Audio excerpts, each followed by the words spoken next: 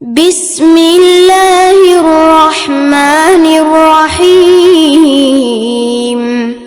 قل هو الله أحد الله الصمد لم يلد ولم يولد ولم يكن له كفوا أحد. الحمد لله نحمده ونستعينه ونستغفره ونعوذ بالله من شرور أنفسنا ومن سيئات أعمالنا من يهده الله فلا مضل له ومن يضلل فلا هادي له وأشهد أن لا إله إلا الله وحده لا شريك له وأشهد أن محمدا عبده ورسوله أما بعد فإن أصدق الحديث كتاب الله وخير الهدي هدي محمد صلى الله عليه وسلم وشر الأمور محدثاتها وكل محدثة بدعة وكل بدعة ضلالة وكل ضلالة في النار. அளவற்ற அருளாளனும் நிகரில்லாத பேரன்புடையவனுமான அந்த அல்லாஹுவை போற்றி புகழ்ந்தவனாக என்னுடைய உரையை நான் ஆரம்பம் செய்கிறேன்.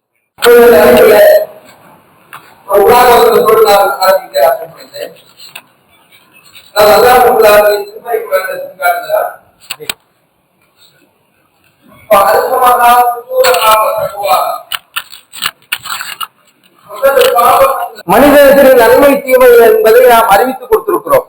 நன்மை என்றால் எது, தீமை என்றால் பாவம் என்றால் எது என்பதை நாம் அவனுக்கு அறிவித்துக் கொடுத்திருக்கிறோம்.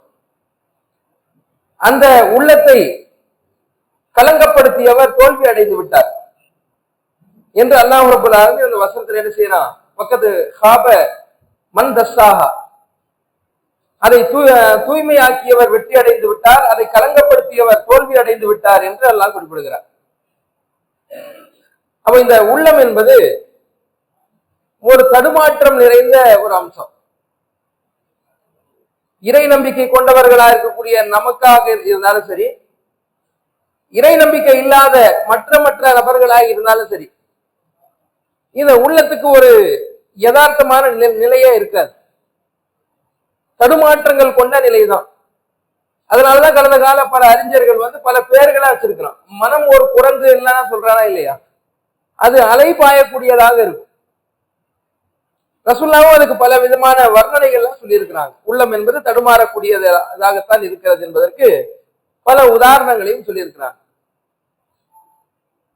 அதாவது இப்போ உரை நிகழ்த்துறோம்ல, இதுல கூட ஒரு நீங்க எவ்வளவு உன்னிப்பா கவனித்தால் கூட 20 நிமிடங்கள் தான் உங்களால கவனிக்க முடியும்னு சொல்றான். அதுக்கு பிறகு கவனிக்கிறதுனா ரொம்ப சிரமமான ஒண்ணா இருக்கும். இடையில எழுந்து உட்காரணும், ஏதோ ஒரு ஆக்டிவிட்டிஸ் உடம்பு கை கால் அசைச்சு திரும்பி உட்கார்ந்தாதான் என்ன செய்ய நீங்க திருப்பி உங்களை உள்ள நான் அழைச்சிட்டு வர முடியும். அந்த மாதிரி ஒரு உள்ளங்கள் என்பது இங்கேயே பாக்குற மாதிரி இருக்கும், இங்கே கேட்கிற மாதிரி இருக்கும், இங்கே தராசிக்கிற மாதிரி இருக்கும். உடல் எல்லாம் இங்கதான் இருக்கும், மூளை எல்லாம் எங்க இருக்கும், எல்லாம் வெளி உலகத்துல இருக்கும்.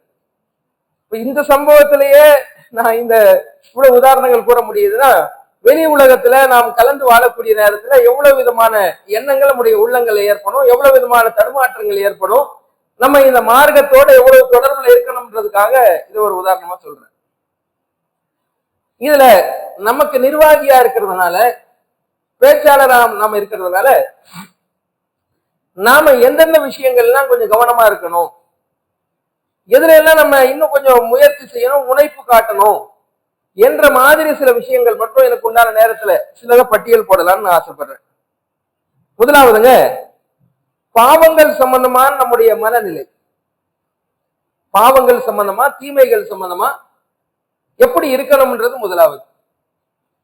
பாவங்கள் செய்தவுடன் தௌபா செய்ய வேண்டும் என்ற எண்ணம் நமக்கு வரணும். பாவ மன்னிப்பு கேட்கக்கூடியவர்களாக நாம் இருக்க வேண்டும். அதில் அல்லாஹ் ரப்பல் ஆலமீன் மீது அதாவது நிராசை என்ற எண்ணம் நமக்கு ஒருபோதும் வந்துவிடக்கூடாது. நாம செஞ்ச இந்த பாவங்கள் அல்லாஹ் மன்னிப்பானா என்ற மாதிரி என்ன செய்யக்கூடாது, நம்ம மனநிலைகள் வந்துவிடக்கூடாது. ஷைத்தான் நம்ம இடத்துல வெற்றி பெறக்கூடிய ஒரு இடம் என்னன்னு கேட்டா, அதாவது பாவம் செய்து கொண்டிருக்கும் பொழுது பாவம் ஒண்ணு செய்துவிட்டு நாம் அஸ்தக்ஃபிருல்லாஹ் என்ற இஸ்திக்ஃபாரும் கேட்கிறோம். பாவம் நம்ம விட முடியலன்னு வச்சுக்கிறீங்க, பாவம் நம்ம விட முடியல, இஸ்திக்ஃபார் கேட்டுக்கொண்டே இருக்கிறோம். ஒரு கட்டத்தில் நமக்கு என்ன வரும், பாவமும் செஞ்சுக்கிட்டு இருக்கிறோம், அஸ்தக்ஃபிருல்லான்னு சொல்லி அல்லாஹ் கிட்ட பாவம் மன்னிப்பு கேட்டுக்கிட்டு இருக்கோமா இல்லையா? அல்லாஹ் கிட்ட நம்ம ஏமாத்துற மாதிரி தெரியுது. அதனால இஸ்திக்ஃபார் நம்ம விட்டுறலாம், பாவ மன்னிப்பு கேட்டுறதை விட்டுறலான்ற ஒரு முடிவுக்கு நம்மள தள்ளப்படுவோம். எதை விட சொல்லி நம்ம தள்ளப்படணும்? எவ்வளவு நாள் தான் நம்ம இஸ்திக்ஃபார் கேட்கறது, பாவ மன்னிப்பு கேட்கறது, பாவங்களை விட்டுறலாமே என்று நாம் தள்ளப்பட்டா அது இரையச்சத்தின் பால் நம்ம தள்ளப்படுறோம். ஷைத்தான் பால் தள்ளப்படுறது என்னன்னு கேட்டா, பாவ மன்னிப்பு விட்டு விடு, பாவத்தை நீ எவ்வளவு நாள் தான் செஞ்சுக்கிட்டு இஸ்திக்ஃபாரும் கேட்க போறேன்னு சொல்லி பாவங்களை விட சொல்லி நம்மளை தூண்டுவான். நம்முடைய மனநிலை அதை நோக்கி நீங்க நகரத பார்க்கலாம். தொடர்ச்சியா பாவம் இருக்கக்கூடிய நபர்கள் அந்த பாவம் என்று உணராதவர்களா மாறிடுறான். தினந்தோறும் செய்யக்கூடியவனா பாவம் மாறிடுறான். இஸ்திக்ஃபார் பாவ மன்னிப்பு கேட்காதவனாகவும் மாறிவிடுகிறோம். அதுல ஷைத்தானுடைய ஆதிக்கம் தான் காரணம் என்ற ஒரு விஷயத்துல இந்த மனநிலை நமக்கு சீராகணும். அல்லாஹ் காஃபிர்களை பார்த்து சொல்லி காட்டுகிறான். அதாவது யா இபாதியல்லதீன அஸ்ரஃபு அலா அன்ஃபுஸிஹிம் லா தக்னது மின் ரஹ்மத்தில்லாஹ், தமக்கு தாமே வரம்பு மீறிய எனது அடியார்களே, அல்லாஹ்வுடைய அருளில் நீங்கள் நம்பிக்கை இழக்க வேண்டாம். இந்த வசனம் அருளப்பெறுது. இது எப்போ அருளப்பட்டது தெரியுமா? அதாவது பெரிய பெரிய பாவங்கள் செய்துவிட்டு, கொலை போன்ற பாவங்கள்லாம் செய்துவிட்டு, அநியாயங்கள் எல்லாம் செய்துவிட்டு காஃபிர்கள் நினைச்சாங்க, நாம இப்போ பாவ மன்னிப்பு கேட்டா, நம்ம இப்போ கலிமா சொல்லி இஸ்லாத்துக்கு வந்தா அல்லாஹ் இதையெல்லாம் மன்னிக்க போறான் என்ற அளவுக்கு ஒரு பெரிய கவலையில இருக்கக்கூடிய மக்களை பார்த்து இந்த வசனம் அருள் பெறுகிறது. யா இபாதியல்லதீன அஸ்ரஃபு, தமக்கு தாமே வரம்பு மீறிய எனது அடியார்களே.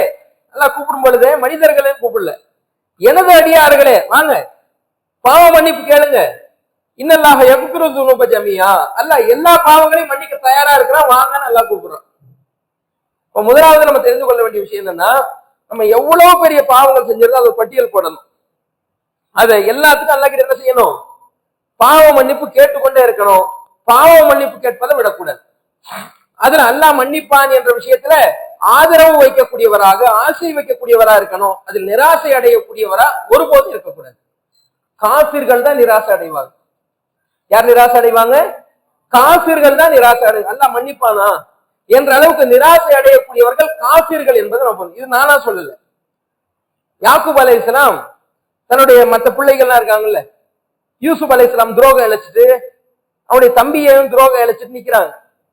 அவங்க கிட்ட போக சொல்றாரு யாக்கூப் அலைஹிஸ்ஸலாம், போங்க, நீங்க தப்பு செஞ்சுட்டீங்க, உணர்ந்துட்டீங்க, இப்ப போங்க, உங்க யூசுப் கிட்ட நீங்க போங்க, யூசுப்புடைய தம்பி கிட்ட நீங்க போங்க என்று சொல்லிட்டு யாக்கூப் நபி சொல்றாரு பிள்ளைகள் கிட்ட, வலா தையசு மிர் ரௌஹில்லாஹ் இன்னஹு லா யைஅசு மிர் ரௌஹில்லாஹி இல்லல் கௌமல் காஃபிரூன், நீங்க அல்லாஹ்வின் மீது நிராசை அடைந்து விடாதீர்கள்.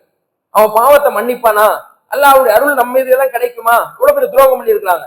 யூசுப் அலைஹிஸ்ஸலாம் போய் கிணத்துல தள்ளி விட்டு வந்தாங்க. அந்த மாதிரி பெரிய பெரிய துரோகம் செய்து விட்டு வந்து நிக்கிறாங்க. அல்லாஹ் எங்க போய் மேல போய் ரஹமத்தில் செலுத்துவானா என்றெல்லாம் நீங்கள் என்ன செய்ய வேண்டாம், நிராசை அடைய வேண்டாம். காஃபிர்கள் கூட்டம் தான், காஃபிரான கூட்டம் தான் அல்லாஹ்வின் மீது நிராசை அடைவாங்க என்று யாக்கூப் அலைஹிஸ்ஸலாம் சொன்னார் என்பதை பார்க்கிறோம். சரியா? அப்ப இந்த ஒரு அடிப்படையை நம்ம முதலாவது தெரிந்து கொள்ளணும். பாவங்கள் விஷயத்துல நம்ம அல்லாஹ் கிட்ட அதிகமா அஸ்தக்ஃபிருல்லாஹ் என்று கேட்கக்கூடியவராக, தௌபாவை சொல்லக்கூடியவராக இருக்கணும். அல்லாஹ்வுடைய ரஹமத்தை எதிர்பார்க்கக்கூடியவராக இருக்கணும்.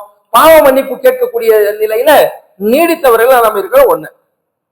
ரெண்டாவது, அதாவது ஒரு பாவம் செய்யறோம் வைங்களேன், அந்த பாவத்தை விட்டு விலகணுமா? நம்ம நிர்வாகியா இருக்கோம் வைங்களேன், தாயியா இருக்கோம் வைங்களேன், நிர்வாக தாயில நம்ம விலகிடலாமான்னு ஒரு சந்தேகம் நமக்கு வரும். ஷைத்தான் ஏற்படுத்தக்கூடிய தடுமாற்றத்தை என்ன செய்வான், நம்ம இது பாவம் செய்யறோம், நமக்கு உள்ளத்துல உறுத்தலா இருக்குது, நாம ஏன் நிர்வாகியா இருந்துகிட்டு, நாம ஏன் தாயியா இருந்துகிட்டு நம்ம விலகிடலாம். நம்ம எப்படி தூண்டுறோம் பாத்தீங்களா? இதுதான் நமக்கு அரண், இதுதான் பாதுகாப்பு. தாயியா இருந்துகிட்டு பாவத்திலிருந்து விலகிடலாம். வெளியே தெரிஞ்சா நமக்கு அசிங்கமாயிரும், அவமானம் ஆயிரும், ஒரு கேவலம் ஆயிரும். எனவே இதுதான் எனக்கு சமுதாயத்தில் ஒரு அரணா இருக்கிறது என்ற ஒன்று விஷயத்தை விளங்கி நான் பாவத்தை விட்டு விலகக்கூடியவனா என்ன பாதுகாத்து கொண்டால் அது ஒரு அரணாக இருக்கிறது, பாதுகாப்பாக இருக்கிறது, ஒரு வேலியாக இருக்கிறது, அப்படித்தானே? ஆனா எப்படி நம்ம தள்ளப்படுறோம்? சில பேரு இங்க நம்ம நிர்வாகியா நான் இருந்தா ஏதோ வட்டி வாங்க கூடாதுன்றாங்க. நீ நிர்வாகியா இல்லைன்னா வட்டி வாங்க கூடாது, நீ நிர்வாகியா இல்லைன்னா வரதட்சணை வாங்கக்கூடாது, நீ நிர்வாகியா இல்லைன்னா சினிமா தியேட்டருக்கு போகக்கூடாது. ஏங்க நிர்வாகியா இருந்து தியேட்டருக்கு போகக்கூடாது, படம் பார்க்க கூடாது, பாட்டு கேட்க கூடாது, காமெடி பார்க்க கூடாது, வரதட்சணை கல்யாணத்துக்கு இல்லைன்னாலும் போகக்கூடாது. சில பேர்லாம் நம்ம பார்க்கலாம். நீங்க நிர்வாகியை விட்டு வெளியே போன உடனே எல்லா கல்யாணத்துக்கும் போவோம். ஏன்னா அப்பதான் நிர்வாகத்துல இல்லைங்க. நானு பக்கத்துல ஒரு மாவட்டம், தர்மபுரி ஒரு மாவட்டம், ஒருத்தர் நிர்வாகத்துல வெளியே போயிட்டார். பெரிய பெரிய கல்யாண பேனர்லாம் ஒரு போட்டோ போட்டிருக்கு. நானே நிர்வாகி இல்லையே. இப்ப நீங்க கேட்க முடியுமான்றாரு. இவ்வளவு காலம் விளங்கி வச்சிருக்கிறது என்னன்னா, நிர்வாகியா இருந்தா இந்த காரியத்துல பேனர் எல்லாம் போடக்கூடாது, பத்திரிகை போடக்கூடாது, வரதட்சணை கல்யாணத்துக்கு போகக்கூடாது, விளங்கி வச்சிருக்காரு. அரசியல் கட்சி போல விளங்கி வைத்திருக்கக்கூடியவரா இருக்கிறார். அப்ப இதுல போடப்பட்ட நிலைப்பாடுகள், சட்டத்திட்டங்கள் எல்லாமே மார்க்கத்துக்கு உட்பட்டு போடப்படக்கூடிய விஷயங்கள். நாமளா சுயமா யோசிச்சு இதெல்லாம் நீங்க செய்யாதீங்கன்னு சொன்ன விஷயங்கள்லாம் கிடையாது.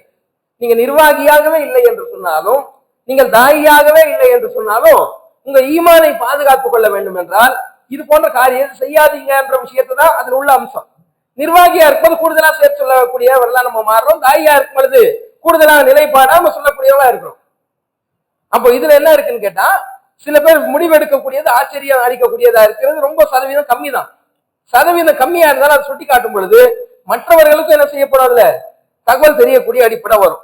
அப்போ அதுல பாவம் செய்யக்கூடியவர்களாக இருக்கக்கூடியவங்க நிர்வாகத்தை விட்டு வெளியே போயிடலாம், அந்த தீமையை செய்யலாம் என்ற மாதிரி வரக்கூடிய எண்ணங்கள் இருக்கு பாருங்க, இது ஆபத்தானது. நம்ம புரிஞ்சுக்கிறோம். நம்ம இருக்கக்கூடிய இதுல ஒரு தாயியா இருக்கிறோம், ஒரு நிர்வாகியா இருக்கிறோம்னா ஏராளமான நன்மைகளை அடைந்து கொண்டிருக்கிறோம். ஒரு ரத்த தான முகாம் நடக்கிறது என்று சொன்னால், ஒரு 30 பேர் ரத்த தான கேம்ப் மூலமா கொடுக்குறாங்கன்னு சொன்னா 5 பேர் நீங்க நிர்வாகியா இருக்கீங்க பாருங்க, அத்தனைக்கும் அதுல உங்களுக்கு நன்மை வரும்.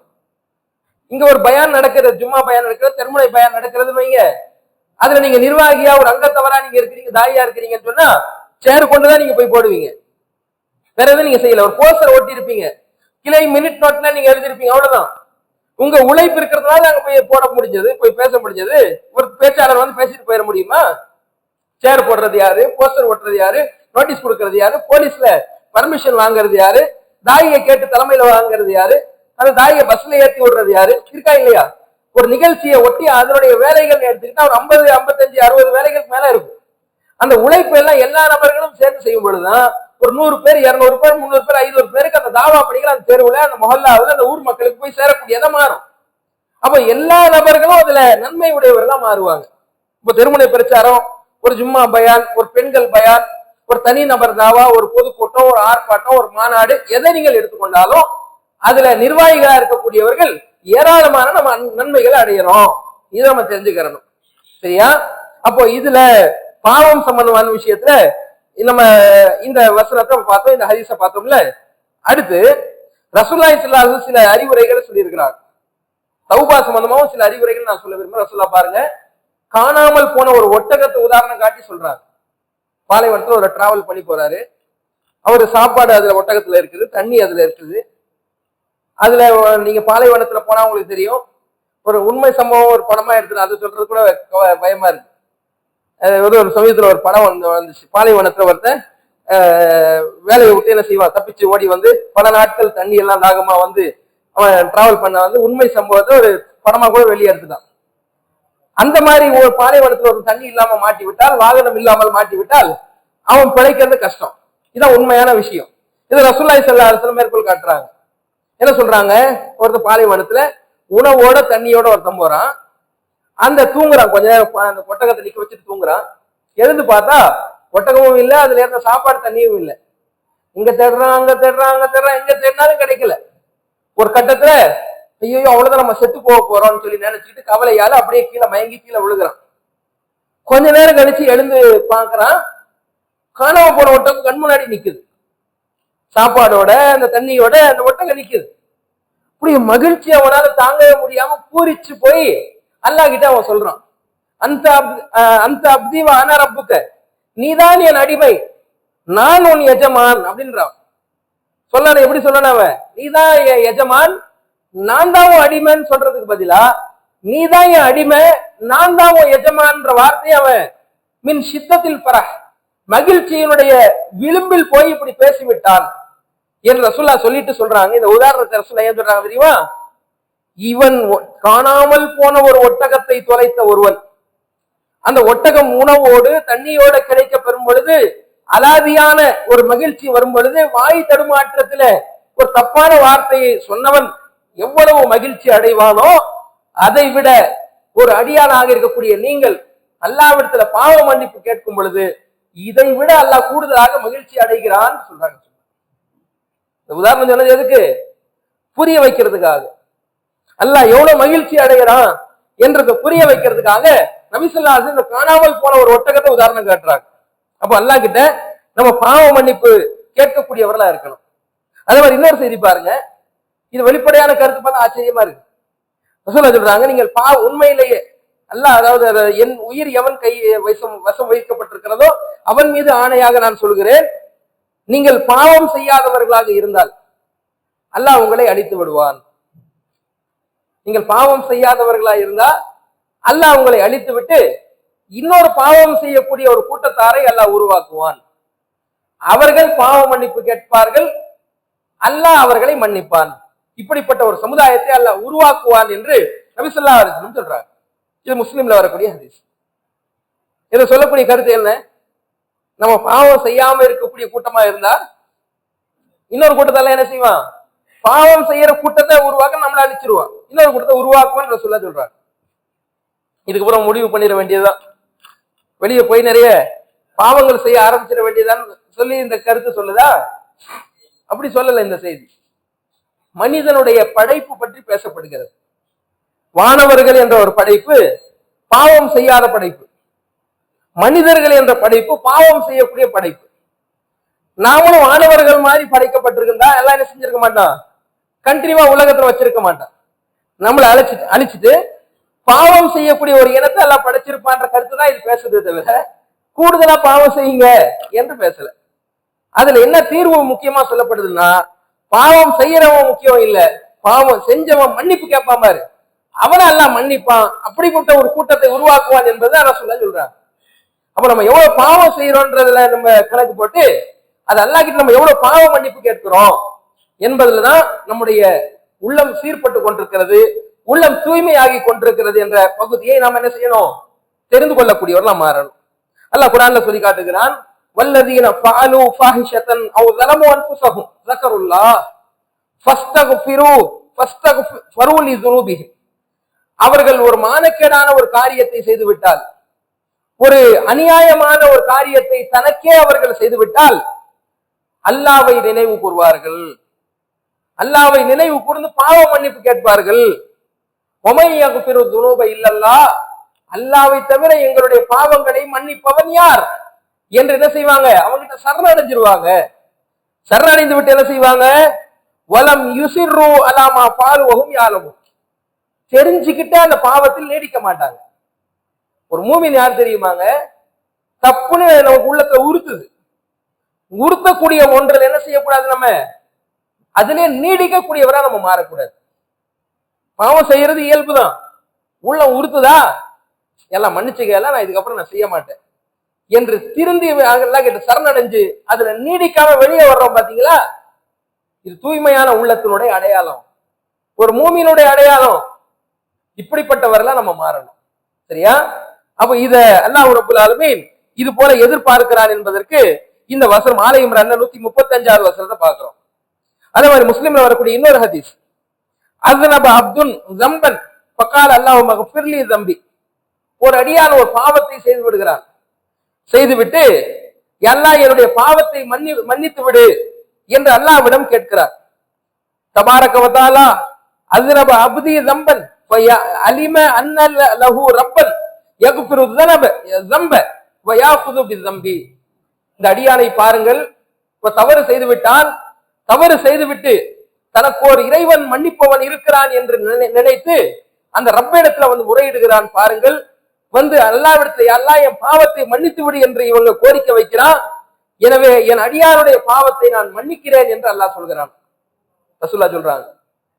திருப்பியும் அந்த பாவத்தை அவன் செய்கிறான், திருப்பியும் தனக்கு மன்னிப்பதற்கு ஒரு இறைவன் இருக்கிறான் என்று எண்ணி மீண்டும் அவன் அல்லாஹ்விடத்தில் பாவ மன்னிப்பு கேட்கிறான். மீண்டும் அல்லாஹ் சொல்கிறான், தனக்கு ஒரு இறைவன் இருப்பதாக எண்ணி அவன் பாவ மன்னிப்பு கேட்டான், நான் மீண்டும் மன்னிப்பேன். திருப்பி அவன் தப்பு செய்து விட்டு அல்லாஹ் நீதான் என் மன்னிக்க வேண்டும் என்று கேட்கிறான். தனக்கு ஒரு இறைவன் இருக்கிறான் என்று அவன் எண்ணி என்கிட்ட மன்னிப்பு கேட்டான், அவனுக்கு நான் மன்னிப்பேன். அவன் எத்தனை தடவை பாவத்தை செய்துவிட்டு என்கிட்ட மன்னிப்பு கேட்டாலும் நான் அவனை மன்னிப்பேன் என்று அல்லாஹ் ரப்பல் ஆலமீன் உத்தரவு தருவதாக நமக்கு அந்த செய்தியில ரசூலுல்லாஹி ஸல்லல்லாஹு அலைஹி வஸல்லம் சொல்றாங்க. திரும்ப திரும்ப திரும்ப பாவம் செய்ய சொல்லி தூண்டல. எத்தனை முறை பாவம் செஞ்சாலும் தௌபாவை மட்டும் விட்டுவிடக் கூடாது என்பது இந்த செய்தி சொல்லுது. நம்ம என்ன செய்யறோம், கணக்கு போட்டு என்ன செய்யறது இல்ல, நம்ம தவறுகளுக்கு அல்லாஹ்விடத்துல பாவ மன்னிப்பு கேட்கறது இல்ல.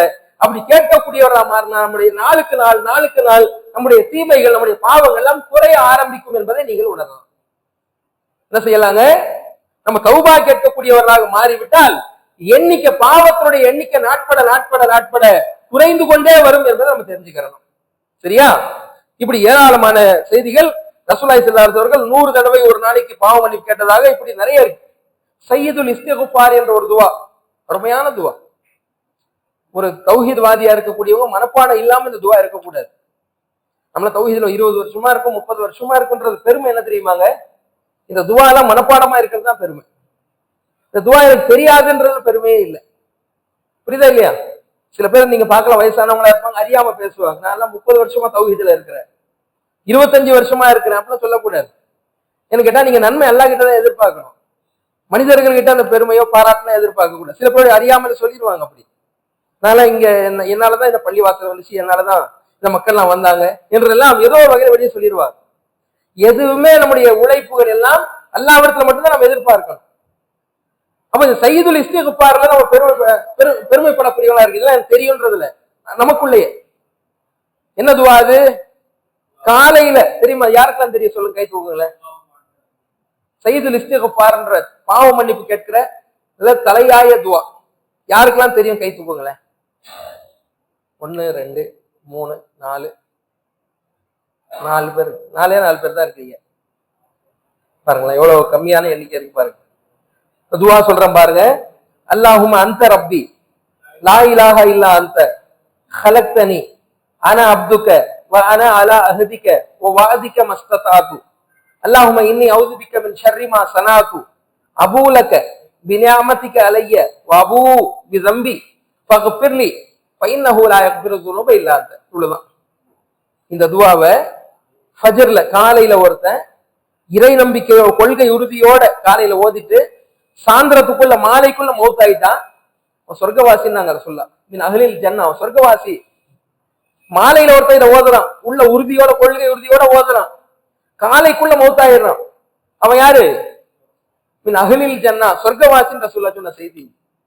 இதுதான் சையதுல் இஸ்திக்ஃபார்னா பாவ மன்னிப்பு கேட்பதிலேயே தலையாய துவா. இதான் தலைவருடைய இடத்துல ஹெட் ஆஃப் தி டிபார்ட்மெண்ட் சொல்லுவாங்கல்ல, இஸ்திக்ஃபார்லயே மிகப்பெரிய இஸ்திக்ஃபார் துவா இதுதான். மனப்பாடம் செஞ்சிடலாமா? அந்த ஹதீஸ் நம்பர் எடுத்து சொல்றாருங்க. புகாரில வருது, துவாக்களின் தொகுப்பு புக்ல உங்களுக்கு இருக்கும். நான் நம்பர் பார்த்து சொல்லிடுறேன். புகாரில வருது, நம்பர் எடுக்கல.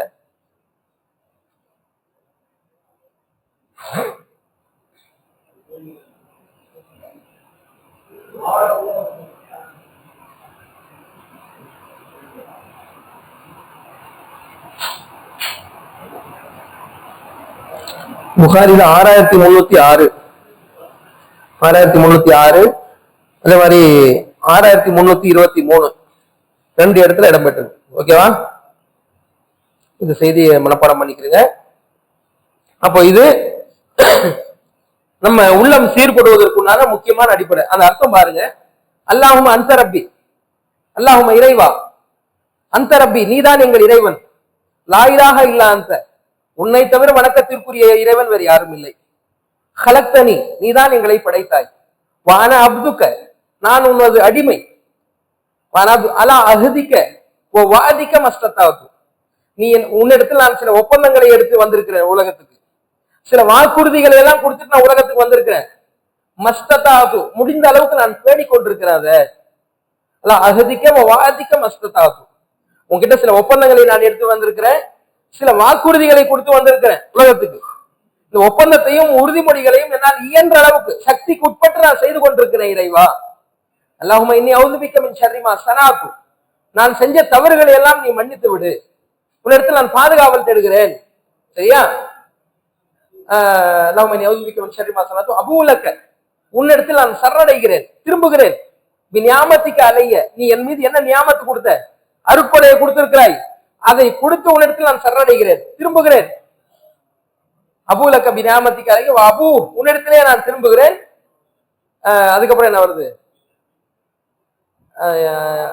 நியாமத்திக்க அலைய அபூ பிதம்பி ஃபகுஃபிர்லி ஃபகுஃபிர்லி, என்னுடைய பாவத்தை மன்னித்து விடு. ஃபைன்னஹு லா யக்ஃபிரு ஸுனூப இல்லா அன்த, உன்னை தவிர பாவத்தை மன்னிப்பவன் வேறு யாரும் கிடையாது. இதுதான் அதனுடைய கருத்து. எல்லாமே அல்லாஹ் கிட்ட பேசுறதுதான். நான் அடிமைன்னு ஒத்துக்கொள்றது, உங்க ஒப்பந்தத்தில் நான் வாழ்ந்துகிட்டு இருக்கேன்னு சொல்றது, உன்னை தவிர எனக்கு கதி கிடையாது மன்னிக்கிறதுன்னு சொல்றது, நீ உன்னுடைய அருட்கொடையினால்தான் வாழ்ந்துகிட்டு இருக்கேன்னு சொல்றது. இப்படி எல்லாம் நம்ம அதிகமாக அல்லாஹ்விடத்துல திரும்பக்கூடியவர்களாக மாறுவதன் மூலமா நம்முடைய உள்ளம் தூய்மை அடையும். சரியா? இது முக்கியமாக தெரிஞ்சு கொள்ள வேண்டிய அடுத்த அம்சம். மூணாவதா 2 விஷயம் பார்த்திருக்கோம். ஒண்ணு, நம்ம அல்லாஹ்வின் மீது நிராசை அடையக்கூடாது, என்ன தப்பு இருந்தாலும் அல்லாஹ் கிட்ட திரும்பணும். 2வது, நம்ம பாவத்தை விட்டு வெளியே போறதா நிர்வாகத்தை விட்டு வெளியே போறதா என்று வரும்பொழுது பாவத்தை விட்டு போறதா நம்ம பார்க்கணுமே தவிர அல்லாஹ் கிட்ட இஸ்திக்பார் தேடக்கூடியவர்களா நம்ம மாறணும். நம்முடைய உள்ளத்தை தூய்மை ஆக்குறத நம்ம முயற்சி பண்ணுமே தவிர நிர்வாகத்தை விட்டு போயிடலாம், தாயா போயிட்டு நம்ம சுதந்திரமா பாவங்கள் செய்யக்கூடியவங்களா மாறலான்ற மாதிரி ஷைத்தானுடைய தாக்கத்துக்கு ஆளாகிடக் கூடாதுன்றத நம்ம தெரிஞ்சுக்கணும். 3 பார்த்திருக்கிறோம். 4வது, தொழுகையை பேணுறது. தொழுகையை பேணக்கூடியவர்களாக நிர்வாகிகளும் தாய்களும் இருக்கிறது. நிர்வாகியா இருக்கிறாங்க, தொழுகை இல்லைங்கன்ற கம்ப்ளைண்ட் பல இடத்துல இருக்கா இல்லையா? பல இடத்துல இவங்க 3 வேளை தான் தொழுகிறாங்க, 2 வேளை தொழுகிறது இல்லை, இவங்க 4 வேளை தான் தொழுகிறாங்க, 1 வேளை ஃபஜ்ர்லாம் தொழுகிறதே இல்லை என்ற மாதிரி குற்றச்சாட்டுகள் பலவாறாக என்ன செய்யுதுங்க எழக்கூடியதை நம்ம பார்க்கிறோம். இருக்கா இல்லையா? அது ஒவ்வொரு மர்க்கசுகள்லயுமே இந்த பிரச்சனை இருக்கா இல்லையா? நிர்வாகிகள் மத்தியில இருக்கா இல்லையா? தாய்க்கள் மத்தியில இருக்கா இல்லையா? தாய்க்கள் விஷயத்தை இவங்க சும்மா பயனில்ல தியாகத்தை பத்தி பேசுறாங்க, இவங்களாம் தொழுகையை பார்க்கவே முடியலன்னு சொல்லி அந்த தாய்க்களை பார்த்து மற்ற மக்கள் குறை சொல்றதை பார்க்கும். நிர்வாகியை பத்தி சொல்லும் பொழுது இவங்க ஊரெல்லாம் பேசுறாங்க, ஆனா தொழுகையில பார்த்தா அவங்க காணும். தொழுகையில கேட்டா நான் வீட்டுல தொழுதுடுறேன், நான் கடையில தொழுதுடுறேன், நான் அங்க தொழுதுடுறேன், நான் இங்க தொழுதுறேன்னு சொல்லக்கூடியவங்களா இருக்கிறாங்க. இது இறையச்சமா? இது இறையச்சத்துடைய வெளிப்பாடா? இது உள்ளம் தூய்மையான நிலையில் நமக்கு செயல்படக்கூடியதா இருக்குது அர்த்தமா? இது யோசிச்சு பாருங்க. அப்ப இந்த தொழுகை பேன்றது, தொழுகையை ஜமாத்தாக பேன்றது, அதுல ஆரம்ப நேரத்தை தொழுகிறது, முதல் வரிசையில் நிற்கிறதுக்காக வர்றதெல்லாம் ஒரு சரியான எண்ணத்தில் நம்ம நகர்ந்து கொண்டிருக்கிறோம் என்பதற்கு அடையாளம்.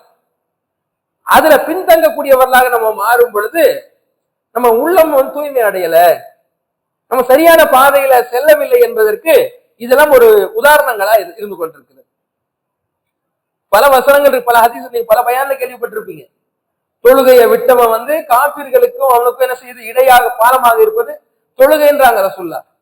தொழுகை நேரம் குறிக்கப்பட்ட கடமை, இப்படி ஏராளமான வசனங்கள் இருக்கிறது. ஒரு செய்தி பாருங்க, இப்னு ஹிப்பான்ல பதியப்பட்டிருக்கிறது. ஒரு ராத்திரி நேரம் ஆயிஷா ரலியல்லாஹு அன்ஹா கிட்ட ரசூலுல்லாஹ் கேக்குறாங்க, ஆயிஷாவே நான் தொழுகணும் ராத்திரி, நீ அனுமதி தர்றியா? நீ விட்டு தர முடியுமா கேக்குறாங்க, அனுமதி கேட்கிறாங்க. தொழுங்கன்னு அவங்க அனுமதி கொடுக்குறாங்க. இப்ப நபி ஸல்லல்லாஹு அலைஹி வஸல்லம் அவர்கள் இரவுல நின்று தொழுகிறாங்க, கால் வீங்கக்கூடிய அளவுக்கு என்ன செய்யறாங்க? அப்படி நின்று தொழுகிறாங்க. தொழும் பொழுது அவங்களுடைய ஆடையினுடைய ஓரங்கள் நனைந்து விடுகிறது. ஆடை என்ன செய்யுது? கன்னத்துல தண்ணீர் விட்டு அழுகிறாங்க தொழுகையில. அப்படி கண்ணங்கள்லாம் நனைந்து ஆடைகள்லாம் நனைந்து விடுது. அதுக்கப்புறம் பூமி எல்லாம் என்ன செய்யுதுங்க? தண்ணீருடைய அந்த கண்ணுல வரக்கூடிய சஜிதாவில் அழுகிறாங்க போல இருக்கு. அந்த தண்ணீர் எல்லாம் பூமி எல்லாம் கீழே வந்துருக்கு. அந்த அளவுக்கு அழுக ஆரம்பிக்கிறாங்க. அப்ப ஆயிஷா ரலியல்லாஹு அன்ஹா அவர்கள் இதை பார்க்கிறாங்க. பிலால் அவர்கள் ஃபஜ்ருக்கு பாங்கு சொல்றது வர்றாரு, ரசூலுல்லாஹ் அழைக்க வர்றாரு, அவரும் பார்க்கிறார். அப்ப ரசூலுல்லாஹ் மீண்டும் அங்க அழுதுகிட்டு இருக்கிறார். அந்த நேரத்துல அவர் கேட்கிறார், அல்லாஹ்வுடைய தூதரை நீங்க ஏன் அழுகிறீங்க? லிம தபுக்கி, ஏன் அழுகிறீங்க அல்லாஹ்வுடைய தூதரேன்னு கேட்கிறார். வக்கது கஃபரல்லாஹு லக மா தகத்தம வ மா தஅக்கர், உங்களுடைய முன்னால் உள்ள பாவத்தை எல்லாம் மன்னித்து விட்டானே, பின்னால் உள்ள பாவத்தை எல்லாம் அல்லாஹ் மன்னித்து விட்டானே, நீங்க ஏன் அழுகிறீங்க என்று பிலால் அவர்கள் கேட்கிறார். அப்போது ரசூலுல்லாஹி ஸல்லல்லாஹு அலைஹி வஸல்லம் சொன்ன பதில், அஃபலா அகூன அப்தன் ஷுக்கூரா. நூஹ் அலைஹிஸ்ஸலாம் சொன்ன பதில் இது, குர்ஆன் வசனம் இது. நான் நன்றி செலுத்தக்கூடிய ஒரு அடியானாக இருக்கக்கூடாதா என்று சொல்லி நபி ஸல்லல்லாஹு அலைஹி வஸல்லம் அவர்கள் அழுதவர்களாக அவங்களை கால் வீங்கக்கூடிய நிலையில இபாதத் செஞ்சிருக்கக்கூடிய நிலையில பார்க்கணும். பதில் பாருங்க, ரொம்ப பணிவுடைய உச்சம் இது. நான் நன்றி செலுத்தக்கூடிய அடியானா இருக்கணும், தூய்மையான உள்ளத்தோட சொல்லக்கூடிய பதில். கால் வீங்கக்கூடிய நிலையில, கண்ணுல தண்ணீர் விட்ட நிலையில, சஜிதாவுல ராத்திரி எல்லாம் நின்று அவங்க வணங்கக்கூடிய நிலையை பார்க்கணும். அப்போ ஒரு தௌஹீத்வாதி இடத்துல தொழுகை இல்லை என்று சொன்னால் அவன் முஸ்லிமன் சொல்றது தகுதியானவனே கிடையாது. அவன் ஜமாத்துல தொழுகிறது இல்லைங்கன்னு சொன்னா நீங்க நிர்வாகி பேச்சாளர் அதெல்லாம் விடுங்க, ஒரு முஸ்லிமன் சொல்றதுக்கு அருகதை கிடையாதுங்க. அந்த அளவுக்கு எச்சரிக்கை. ரசூலுல்லாஹ் சொல்றாங்க, யாரெல்லாம் ஜமாத்துல தொழுகையை தொழாம வீட்டுல ஆண்கள் தொழுகிறாங்களோ அவங்களுடைய வீட்டுல இளைஞர்கள்லாம் ஒருங்கிணைச்சு விறகுகளை எல்லாம் கையில கொடுத்து அதை எரிக்க வைத்து பள்ளிவாசல்ல பாங்கு சொல்ல வைத்து பள்ளிவாசல்ல ஒரு இமாம நியமிச்சு அவரை நான் காமத் சொல்லி இமாம செய்யும் பொழுது இங்க தொழாம யார் வீட்டுல தொழுதானோ அவருடைய வீடுகளை எல்லாம் நான் எரித்து விட நாடியதுண்டு என்று ரசூலுல்லாஹி ஸல்லல்லாஹு அலைஹி வஸல்லம் சொல்றாங்க. நான் இமாம ஒருத்தர் நியமனம் பண்ணியிருக்கிறேன், பாங்கு சொல்லப்பட்டிருக்கு, இகாம சொல்லப்பட்டிருக்கு, இங்க வேணா தொழுகிறதுக்குன்னா வீட்டுல தொழுதுட்டு இருக்கியா நீ? இந்த பள்ளிவாசல் யாரெல்லாம் இங்க இளைஞரா வந்திருக்கிறாங்களோ அவங்க கையில விறகுகளை கொடுத்து எரிந்த நிலையில கொண்டு சென்று அந்த வீட்டுல எரிச்சிடலாம் நான் நினைச்சிருக்கிறேன்னு சொல்லி ரசூலுல்லாஹி ஸல்லல்லாஹு அலைஹி வஸல்லம் சொல்றாங்க. இதை விட கோபம் சொல்ல முடியுமா? அப்ப தொழுகை விஷயத்துல என்ன செய்யணும், நம்ம சீராகணும். ஜமாத் தொழுகையில நீங்க போனா அவங்கள பார்க்கலாம். சில பேர் இறைச்சத்தோட இருப்பாங்க, நீங்க அவங்க எங்கெங்க பார்க்கலான்னு கேட்டா அவங்க பாங்க சொன்னா தொழுகையில அவங்க பள்ளிவாசல் நீங்க பார்க்கலாம்னு சொல்லக்கூடிய நபர்கள் இருக்காங்க, குறைந்த எண்ணிக்கையில இருக்காங்க, இல்லைன்னு சொல்ல முடியாது. அந்த மாதிரி நபர்கள் தான் இறைச்சவாதிகள். என்ன கேட்டா, இன்ன ஸலாத்த தன்ஹா அனில் ஃபஹ்ஷாஇ வல் முன்கர், தொழுகை மானக்கேடான காரியத்தை விட்டு நம்மளை காப்பாற்றும், பாவத்தை விட்டு காப்பாற்றும். தொழுகை எவனிடத்துல இருக்குதோ அவங்ககிட்ட இரையச்சம் இருக்கும், தொழுகை எவனிடத்துல இல்லையோ அவங்ககிட்ட இரையச்சம் இருக்காது, பாவங்கள் தான் மிகைத்து இருக்கும். இதுக்கு நீங்க பர்சன்டேஜ் ரீதியா எடுத்துக்கலாம், ஊர்ல ஒரு சர்வே எடுத்து கூட நீங்க பாத்துக்கலாம். எவங்கிட்ட எல்லாம் தொழுகை இருக்குதோ அவங்ககிட்ட பாவம் கம்மியா இருக்கும், எவங்கிட்ட எல்லாம் தொழுகை இல்லையோ அவங்ககிட்ட பாவம் அதிகமான நிலையில இருக்கிறது நீங்க பார்த்து கொள்ளலாம். நம்ம எந்த லிஸ்ட்ல இருக்க போறோம், சரியா? இத உள்ளம் சீர்படுத்துறதுக்கு இதை அடுத்ததா கவனத்துல கொள்ள வேண்டிய தொழுகை விஷயத்துல நம்ம பேணுதலா இருக்கணும். அதுக்கு அடுத்து தொழுகிறோன்னு வைங்களேன், அதுல ஈடுபாடு முக்கியமானது. அவர் முன்னாடி கூட சொன்னார்ல, தொழுகையில் நிற்கும் பொழுதுதான் பல எண்ணங்கள்லாம் நமக்கு வருது. உலக ரீதியான எண்ணம், பால்காரனுக்கு எவ்வளவு தரணும், மளிகைக்காரனுக்கு எவ்வளவு தரணும், ஸ்கூல் ஃபீஸ் எவ்வளவு கட்டணும், பிள்ளைகளை எப்போ அழைச்சிட்டு வர்றது, எப்போ போய் விடுறது, மனைவி இதை எடுத்துட்டு வர சொன்னா அதை எடுத்துட்டு வர சொன்னாங்க, இங்க போகணும் அங்க போகணும், எல்லா பிளானிங்கும். சில பொருள் காணாம போயிடும், தேடுவோம் கிடைக்காது. தொழுகை போய் தக்பீர் கட்டின உடனே அந்த பொருள் அங்கதானே வச்சிருக்கோம்னு சொல்லி எண்ணங்கள் அதுல வருதா இல்லையா? இப்ப தொழுகையில உலக எண்ணங்கள்லாம் நமக்கு வருகிறது, சில தவறான எண்ணங்கள்லாம் கூட வருது. தவறான எண்ணத்துக்கு ரசூலுல்லாஹ் தீர்வு சொல்றாங்க. ரொம்ப தவறான எண்ணங்கள்லாம் வெளியே சொல்ல முடியாத அளவுக்கு வருதுன்னு சொன்னா ரசூலுல்லாஹ் சொல்றாங்க, இடது பக்கம் என்ன செய்யுங்க, அஊது பில்லாஹி மினஷ் ஷைத்தானிர் ரஜீம்னு சொல்லிட்டு இடது புறம் லேசா துப்புறது, பக்கத்துல உள்ளவங்க சண்டைக்கு வர்ற மாதிரி இல்ல, தூன்னு சொல்லி அந்த அடையாளத்துக்கு பண்ணுவாங்கல்லங்க, அந்த மாதிரி திரும்பி இடது பக்கம் 3 முறை துப்புறதும், அஊது பில்லாஹி மினஷ் ஷைத்தானிர் ரஜீம், விரட்டப்பட்ட ஷைத்தானிடமிருந்து நான் அல்லாஹ்விடத்துல பாதுகாவல் தேடுகிறேன்னு சொல்றது. இது ரசூலுல்லாஹ் சொல்றாங்க, ஹின்சப் என்று சொல்லப்படக்கூடிய ஒரு ஷைத்தான் இருக்கு, அவன் தான் இந்த மாதிரி தவறான எண்ணங்களை போடுறான் தொழுகையில. அப்படிப்பட்ட ஒரு கெட்ட எண்ணங்களுக்கு நீங்கள் உட்படுத்தப்பட்டால் அது இந்த 2 பரிகாரத்தை செய்ய சொல்றாங்க. இது இல்லாம தொழுகையில் நம்ம எப்படி இருக்கணும், கவனம் இருக்கணும். அல்லாஹ் சொல்றான், அதாவது வயலுல் லில் முஸல்லீன் அல்லதீன ஹும் அன் ஸலாத்திஹிம் சாஹூன் அல்லதீன ஹும் யுராஊன், சில தொழுகையாளிகளுக்கு கேடு உண்டாகட்டும் அல்லாஹ் சொல்றான். தொழாதவனுக்கு கேடு உண்டாகட்டும் அது ஓகே, தொழுகையாளிகளுக்கு கேடு உண்டாகட்டும் சொல்ற வசனம் கவனிச்சிருக்கீங்களா நீங்க? அல்லாஹ் சொல்றான் பாருங்க, தொழுகையாளிகளுக்கு கேடு உண்டாகட்டும். அல்லதீனஹும் அன் ஸலாத்திஹிம் சாஹூன், தொழுகையில் கவனமே இல்லாம அவங்க இருக்கிறாங்க. அல்லதீனஹும் யுராஊன், மக்களுக்கு காட்டுறதுக்காக தொழுதுகிட்டு இருக்கிறாங்க. அவங்களுக்கு கெடுதி உண்டாகட்டும் நல்லா என்ன செய்யறான், நாசம் உண்டாகட்டும் நல்லா சொல்றான். அப்ப கவனத்தோடு தொழணும். என்ன ஓதுறோம், நம்ம அல்லாஹ் ரப்பல் ஆலமீன் பார்த்து கொண்டிருக்கிறோம், அவனுடைய உரையாடல் நாம் அடிக்கிறோம் என்ற கவனத்தோட தொழக்கூடியவர்களாக, ஈடுபாடோட தொழக்கூடியவர்களா இருக்கணும். உலக ரீதியான எண்ணங்கள் சுத்தமா வராதுன்னு நம்ம சொல்ல முடியாது, வரும். என்ன ரசூலுல்லாஹ்வுக்கு அப்படி வந்திருக்கு. சலாம் கொடுத்த உடனே அவசரமா என்ன செய்யறாங்க, மக்களை பிரிச்சுக்கிட்டு வெளியே போய் வீட்டுல உள்ள வெள்ளிக்கட்டியை போய் பிரிச்சு கொடுத்துட்டு வர்றாங்க. எங்க போனீங்கன்னா ஜக்காத்துக்குரிய வெள்ளிக்கட்டி வீட்டுல இருந்துச்சு, அது நான் பிரிச்சு கொடுத்துட்டு வந்தேன்றாங்க. அந்த செய்தி சொல்றது என்னன்னு கேட்டா, அவங்களுக்கு தொழுகையில அந்த எண்ணம் வந்திருக்கு, பிரிச்சு கொடுத்துட்டு வந்தாங்க. ஆனா ரசூலுல்லாஹ்க்கு வந்தது குறைவா இருக்கும், நமக்கு முழு தொழுகை வருது. அந்த ஆரம்பத்துல கட்டுறதுல இருந்து சலாம் கொடுக்கறதுக்கு என்ன செய்யுதுங்க, முழுவதுமாகவே வேற எண்ணங்கள் இருக்குன்னு சொன்னா அது ஈடுபாடு இருக்குது. அதுல கவனத்தோட நம்ம தொழக்கூடியவங்களா இருக்கிறோமா? அல்லாஹ் சொல்றான், ஃபீ ஸலாத்திஹிம் ஹாஃபிஸூன், அவர்கள் தொழுகையில் பேணக்கூடியவர்களாக இருப்பார்கள் நல்லா சொல்றான். அப்போ கவனம் என்ன செய்யணும், நம்மகிட்ட இருக்கணும். அது மாதிரி ஜிப்ரீல் அலைஹிஸ்ஸலாம் வந்து ரசூலுல்லாஹி ஸல்லல்லாஹு அலைஹி வஸல்லம் இடத்துல சொல்லுவார்ல, ஈமான்னா என்ன, இஸ்லாம்னா என்ன, இஹ்சான்னா என்னன்னு கேட்பார்ல, அந்த செய்தியில இஹ்சான்னா என்னன்னு விளக்கம் கொடுப்பாங்கல்ல ரசூலுல்லாஹ். அதுல என்ன சொல்றாங்க, அன் தாபுதல்லாஹ கஅன்னக தராஹு ஃபைன் லம் தகுன் தராஹு ஃபைன்னஹு யராக, அல்லாஹ்வை நீ பார்ப்பது போல வணங்குவது. அல்லாஹ்வை நீ பார்ப்பது போல வணங்கணும். அல்லாஹ்வை நீ பார்க்கவில்லை என்றாலும் அவன் உன்னை பார்க்கிறான் என்ற எண்ணத்தில் வணங்குவதுதான் இஹ்சான் என்று சொன்னார்கள். நான் அல்லாஹ்வை பார்க்கல, ஆனா அவன் என்ன பார்க்கிறான்ற நீயத்துல நின்று வணங்குறதா இஹ்சான். அது இஹ்சான் உன்கிட்ட இருக்கணும் என்று நபி ஸல்லல்லாஹு அலைஹி வஸல்லம் அவர்கள் என்ன செய்யறாங்க, ஈமான், இஸ்லாம், இஹ்சான் இந்த மூன்றையும் ஜிப்ரீல் அலைஹிஸ்ஸலாம் பாடம் நடத்திட்டு போயிருக்காரு. முக்கியமான அம்சமா இல்லையா அது? அப்ப இந்த தொழுகையில உள்ளச்சத்தை என்ன செய்யணுங்க, நம்ம பேணக்கூடியவர்களா இருக்க வேண்டும் என்பதற்கு இந்த விஷயத்தை கவனத்துல கொள்ளுங்க. தொழுகையில் ஈடுபாடோட தொழக்கூடியவர்களா இருக்கணும். தொழுகையில் நிற்கும் பொழுது பல விதமான எண்ணங்கள் வைக்கிறது, இங்க சொரிகிறது, அங்க தேவைன்னா சொரிஞ்சுக்கலாம், தேவை வந்துச்சுன்னா அவன் என்ன செய்யலாம், அரிப்பு வந்தா அரிச்சுதான் ஆகணும். அவன் அந்த வந்த உடனே என்ன செய்யறங்க, தலையீர் பண்றது எப்படா முடியுன்ற மாதிரி நிக்கிறது பாக்குறோமா இல்லையா? சோம்பேறித்தனத்தை பாக்குறோம். இந்த சோம்பேறித்தனம் இந்த முனாஃபிக்கீன்கள், நயவஞ்சகர்கள் தான் சோம்பேறிகளாக தொழுகையில் நின்று தொழுதார்கள் நல்லா சொல்றோம். அப்ப அது போன்ற சோம்பேறியான நிலை இல்லாம உற்சாகத்தோடு அல்லாஹ்வை வணங்கக்கூடியவர்களாக, தூய்மையான எண்ணத்தோடு வணங்கக்கூடியவர்களாக இதுல கவனத்தை நாம் பேணக்கூடியவர்களா இருக்கணும். அடுத்ததா உள்ளம் தூய்மையாவதற்கு உண்டான அதற்கு அடுத்த 5வது விஷயம், அதாவதுங்க நம்ம நிர்வாகத்துல இருக்கிறோம், தாயா இருக்கோம்னு வைங்களேன். இப்ப ஞாயிற்றுக்கிழமைங்களா வந்திருக்கிறீங்கல்ல, என்ன நமக்கு ஏற்படும்னா, இங்க வராம நான் வியாபாரம் பண்ணியிருந்தா எனக்கு கூடுதலா சம்பாத்தியம் வந்திருக்குமா இல்லையா? தாயா நீங்க வந்து பயானுக்கு ஒரு நாள் ஞாயிற்றுக்கிழமை வெள்ளிக்கிழமை போகும் பொழுது, அந்த வெள்ளிக்கிழமை ஞாயிற்றுக்கிழமை நான் போகாம இருந்தா எனக்கு என்ன செய்யும், அந்த நாள் நான் சம்பாதிக்க போனா சம்பாதிக்க முடியாதா? 2000 ரூபாய் 3000 ரூபாய் சம்பாதிக்கலாம்.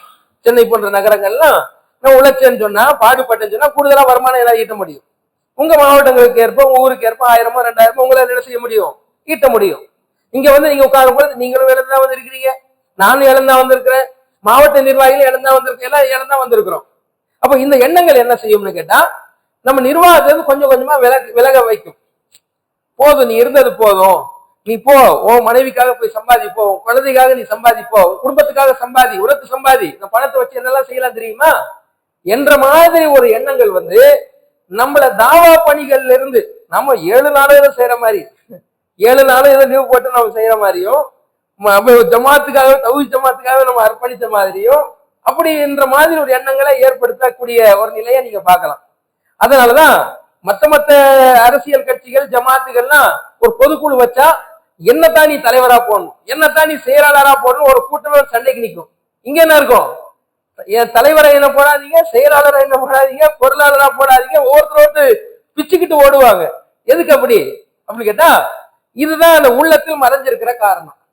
என்ன காரணம், இங்க வந்தா நம்ம வந்து ஞாயிற்றுக்கிழமை வர்ற மாதிரி இருக்கும், வெள்ளிக்கிழமை வர்ற மாதிரி இருக்கும், கூப்பிடுற நேரத்துல அவசியமான நேரத்துல ஒன்று கூடுற மாதிரி இருக்கும், மஷராக்குன்னு சொல்லி 2 மணி நேரம் உட்காந்து பேசுற மாதிரி இருக்கும், இந்த பணிகள்லாம் போய் நம்ம செய்யற மாதிரி இருக்கும். எதுவும் சம்பளமும் கொடுக்க மாட்டாங்க, பணமும் நம்ம கிட்ட இருந்து பணம் எல்லாம் வாங்கிடுவா, நம்ம பாக்கெட்ல இருந்து பணம் போடுற மாதிரி இருக்கும், பணம் எதுவும் ஒண்ணு செய்யாது, வராது. அப்ப இது போன்ற ஒரு எண்ணம் வருதா இல்லையா? இது வராத நபர்கள் யாரும் இருக்க மாட்டோம். இதுக்குண்டான தீர்வு என்ன, பதில் என்ன? என்னை விட உங்களுக்கு நல்லா பதில் தெரியும், உண்மையா இல்லையா? அதாவது நம்முடைய வாழ்க்கை என்பது மறுமைக்காக படைக்கப்பட்டிருக்கிறது.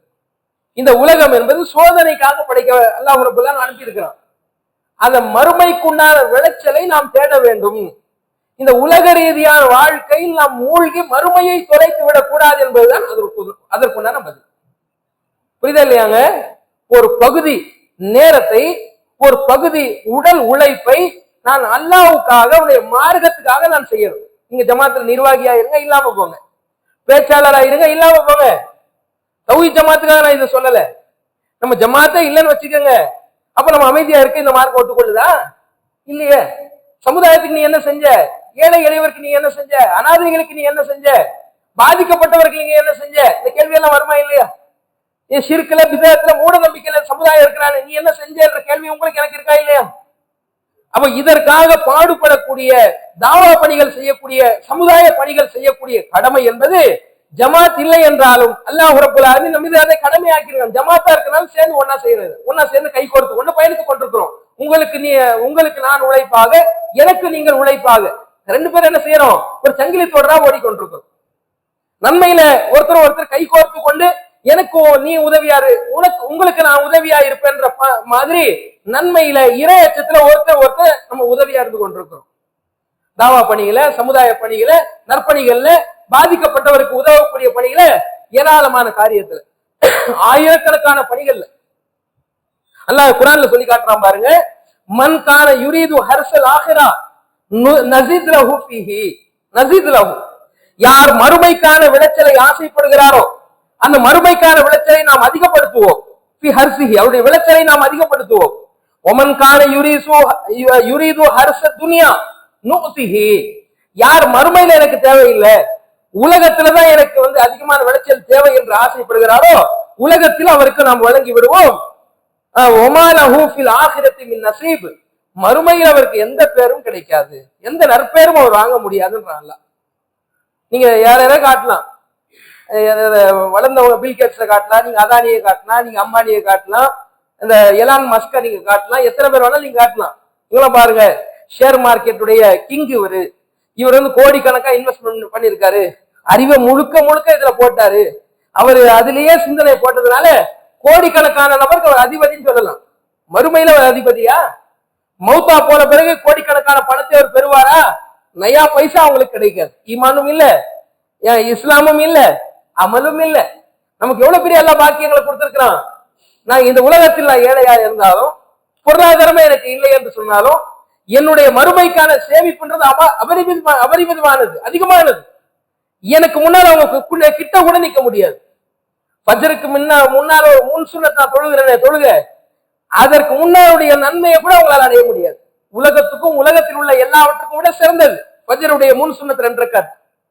அதுல கூட அவங்க என்ன கூட போட்டி போட முடியாத அளவுக்கு நின்று கொண்டிருக்கிறார். செல்வந்தர்களா இருக்கலாம், கோடீஸ்வரனா இருக்கலாம், உலகத்திலே அறிவு கொடுத்து கொடுத்து கொடுத்து கொடுத்து அவங்க முன்னேறியவர்களா இருக்கலாம். மறுமைக்கான உழைப்பை செய்யாதவர்கள் எல்லாம் மறுமையில் வெற்றி அடைய முடியாது. அதற்காக நம்ம இழப்புகளை சந்திக்கிறோமா? கண்டிப்பா சந்திக்கிறோம், மாற்றுக்கருத்து இல்ல. இந்த இழப்பு கண்டிப்பா தேவை, இந்த எண்ணங்கள் தேவை. இப்படித்தான் நபிமார்கள் உழைத்தார்கள், இப்படித்தான் சஹாபாக்கள் உழைத்தார்கள்.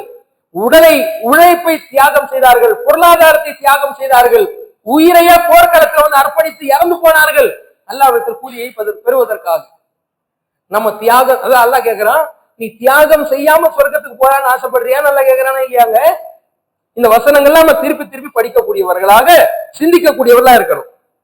அதுல ஒரு வசனம் பாருங்க, அல்லாஹ் குர்ஆன்ல சொல்றான், யா அய்யுஹல்லதீன ஆமனூ இத்தகுல்லாஹ், இறை நம்பிக்கை கொண்டவர்களே அல்லாஹ்வை பயந்து கொள்ளுங்கள். வல் தன்சுர் நஃப்சுன் மா கத்தமத் லிகதின், நாளை மறுமைக்காக என்ன நீங்க சேமிச்சு வச்சிருக்கீங்க, முற்படுத்தி வச்சிருக்கீங்கன்றத ஒவ்வொரு ஆத்மாவும் கணக்கு போட்டு பார்க்கட்டும். என்ன செய்யறான் அல்லாஹ் சொல்லி காட்டுறான், கணக்கு போட்டு பார்க்கணும். என் மறுமை சேமிப்பு என்ன இருக்கு, என்ன சேமி